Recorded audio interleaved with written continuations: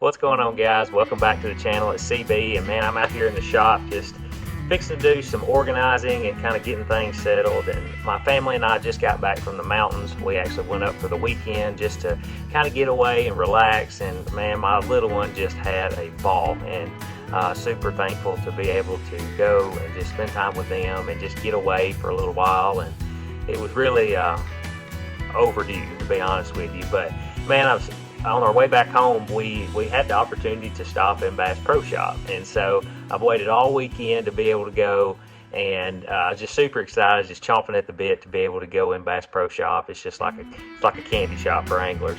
And so would you believe that my wife only allotted me $100 to spend at Bass Pro Shop? $100 before tax. $100. I just couldn't get over that. To this day, I still can't get over it. I'm totally kidding. Super thankful to even be able to spend just any money on fishing, and I'm super thankful to have a wife that supports me in fishing. And so I just wanted to share with you guys what I got for $100. And so I really had to pick and choose what I was going to buy, and I really had to evaluate everything. So let's dive into it. So going into Bass Pro Shop with a $100 budget, I wanted to really nitpick what I bought, because I don't want to just go in there and buy a lot of junk. I really wanted to be efficient in what I bought and try to really simplify it and really focus on the things that I threw this year and some of the baits and techniques that I learned throughout the course of the year. Every tournament, I feel like I learned a new technique, and it was just, I never caught them until the Wheeler tournament on a jig like I wanted to. Every other tournament, it was something new, it was something different that I didn't have a lot of confidence in. And so I'm going to show you guys what I bought, kind of give you an explanation on why I bought it and how I utilized it this year, and hopefully it'll help you guys. The first thing I went to when it came to tackle was terminal tackle. I knew that was going to be kind of the bulk of my expense, because hooks and weights and all that kind of accessories is not cheap anymore. And so depending on the brand, you're looking at different prices, but you're also either weighing price over quality or quality over price. I mean, you're really just having to pick and choose that. So for me, I went with two jig heads that are, see if I can get them to focus, that I believe in and that I've used a lot. This is the VMC Neon Moon Eye jig head. It's got a 3D holographic eye, and it's got a super sharp VMC hook in it. And so I got a 1/4 ounce, and then I also got an 1/8 ounce. I'm not the best jig and minnow fisherman, but I'm still learning that. But also, I really like this for throwing light swim baits.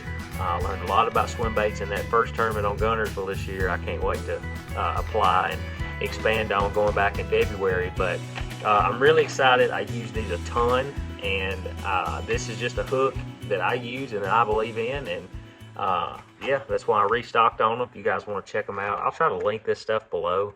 I'm not affiliated with any of these brands. This is what I use. There's the link for easy access. But like I said, going forward with the jig heads, I really gained a ton of confidence in an A-rig, something that I hate throwing because it's so darn heavy, and it'll absolutely wear you out throughout the day throwing it. But I did pick up some Crush City Mayors. This is the Pro Blue Pearl. That's my favorite color, and these are in the 3-inch. Just an all-around great bait. It's got a good rolling action, and I went ahead and picked up some 2.8-inch Kitechs, and these are in the electric shad color, so these are going to be really good. I'm going to use these probably for an A-rig, but even for let's say one of those Neon Moon jig heads, I can tie them on, just throw a single swim bait like that. Got a lot of confidence in that. And so that's something that I was super proud of this year, was I gained confidence in jig heads and throwing swim baits and A-rig. And I'm still trying to gain confidence in the jig and minnow. I'm not there. Next thing that everybody has so much confidence in, but I don't, is a doggone bladed jig, a chatterbait, a slobber knocker, a thunder crick, whatever your preference is, whatever brand you throw, the bladed jig. And so for me, I had more confidence in a spinnerbait, and a spinnerbait has its time and place and purpose. And so for me, this is something that I want to gain confidence in going into 2025. In the regional, I actually caught 2 really nice keeper fish on both days with a chatterbait, and I was like, oh man, here we go, this bite's addictive. So this year I do not have a lot of confidence in the color red. I'm an Alabama angler, I don't have a lot of confidence in red, and so until this year I caught my first fish on a red trap in February in the BFL on Guntersville. So I gained the confidence I needed in red.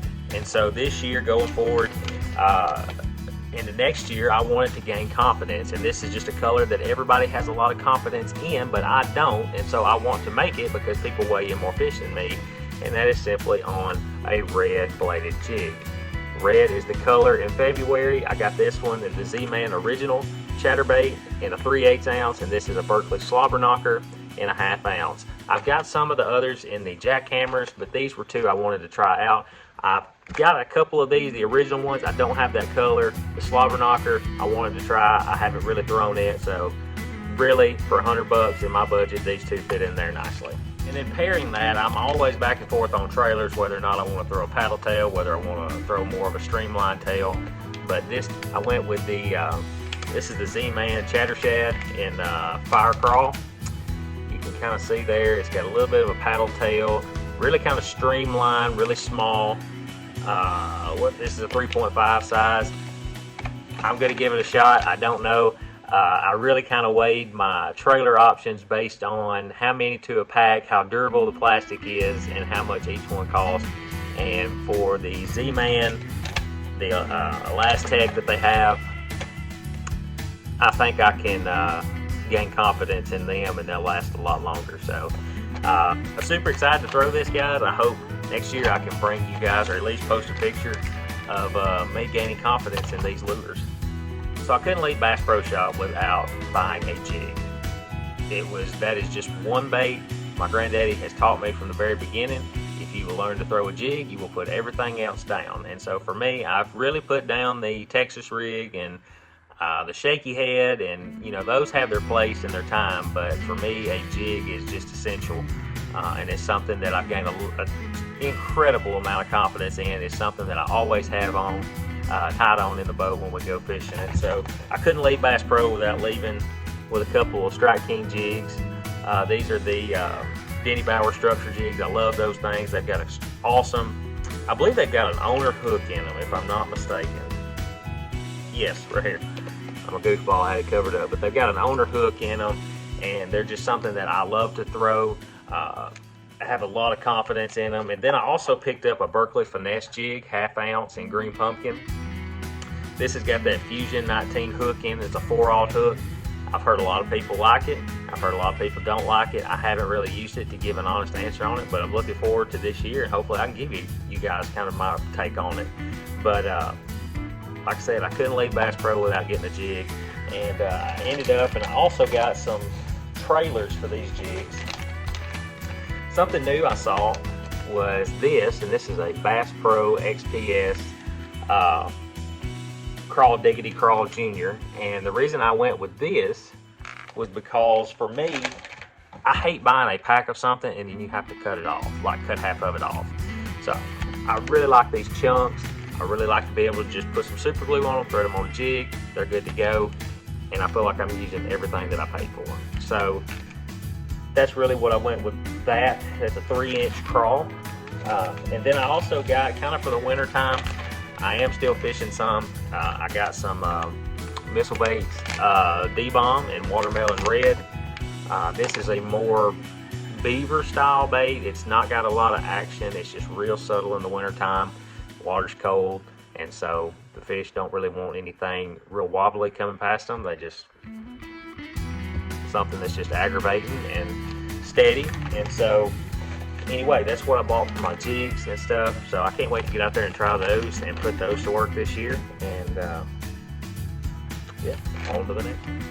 And then literally the last technique that I bought, I have gained so much confidence in this, and this technique specifically has helped me to slow down when I get spun out on the water. And a lot of the times I'll start fishing too fast. I'll start really just becoming overwhelmed and trying to figure 100 things out at one time instead of just slowing down, taking a deep breath. And so that technique is, get everything organized here, is a drop shot. And I got a couple different hooks here. I got some of the new Mustad Ultra Point drop shot hooks, wacky Nico rig drop shot hooks, and then I also got some. Well, I thought that was a different brand, but it's really not. It's the same brand, but they're both. I think they're all in a. No, these are size 2 and these are size 1s. I knew something was different about them, but I got two different kinds. For me, a drop shot has been something that I can pick up a few extra bites on.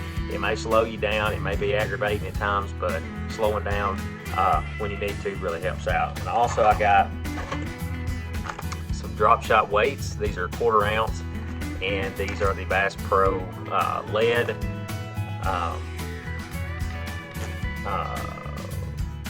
ball weights, I guess you could say. I bought lead because that tungsten didn't quite fit into my $100 budget, and so I got lead, which is fine. Drop shots you break off a lot, and so that's kind of why I bought 3 packs of hooks. So but yeah, that pretty much has summed up what I bought at Bass Pro, and I'm really excited for next year. I've still got a lot of stuff from last year, but I really wanted to stock up on some things that I used, I have confidence in, and not really go in there and buy a whole bunch of junk. Because like I said, you can go in Bass Pro Shop, they got a million different lures in a million different shapes and a million different colors, and you will get overwhelmed very quickly. So to be able to just go in there, buy the things that I have confidence in, I already feel better about next year, and I can't wait for 2025 to get started. And so anyways, guys, I hope you enjoyed this video. I hope it helps you out. I will try to link every single one of these baits in the description below. If I miss one, you can go back, pause the video, and see the name. I got everything in Bass Pro Shops. So anyway, I hope this video helps you out. I hope to see you guys on the water in a future fishing video. We'll see you guys.